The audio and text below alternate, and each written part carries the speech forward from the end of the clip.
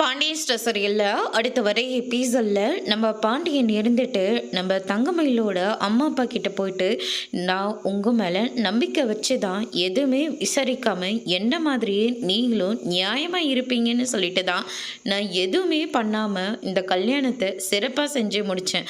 ஆனால் என் பிள்ளைங்க என்னை நிற்க வச்சு கேள்வி கேட்குற அளவுக்கு என்னை நிறுத்திட்டீங்கல்ல. இது வரைக்கும் நான் கடையில் வியாபாரம் கூட எதுவுமே தப்பாக பண்ணது கிடையாது. ஒரு சின்ன பொருள் கெட்டு போச்சுன்னா கூட அதை தூக்கி போட்டுட்டு அடுத்ததாக வாங்குறவன் கையிலேருந்து எவ்வளோ பணம் போதுன்னு கூட எனக்கு தெரியாது. ஒவ்வொன்றத்தையும் பார்த்து பார்த்து நீ என் வியாபாரத்தை பண்ணிக்கிட்டு இருக்க. என்ன பாண்டியா, பிழைக்க தெரியாதவனா இருக்கியே, இதெல்லாம் போட்டு பண்ணாதான் 4 காசு பார்க்க முடியும்னு சொல்லுவாங்க. ஆனால் நம்ம மேலே நம்பிக்கை வச்சு பொருளை வாங்கிட்டு போகிறவங்களுக்கு ஏதாவது உடம்புக்கு முடியாமல் போச்சுன்னா அந்த சாபம் நம்ம குடும்பத்தை சும்மா விடாது. ஏற்கனவே தன்னை தனிவில் நின்று போராடி நான் இவ்வளோ தூரம் வளர்ந்து வந்திருக்கேன். அதுக்கு காரணமே என்னோட நேர்மை மட்டும்தான் அப்படின்னு சொல்லிட்டு பாண்டியன் சொல்லிடுறாங்க.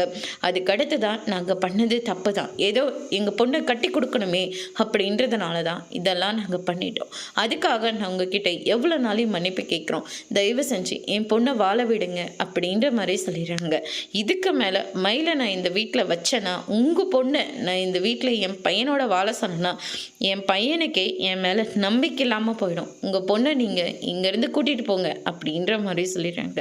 அதோட இன்னைக்கான பிரம்ம முடிச்சிருக்காங்க.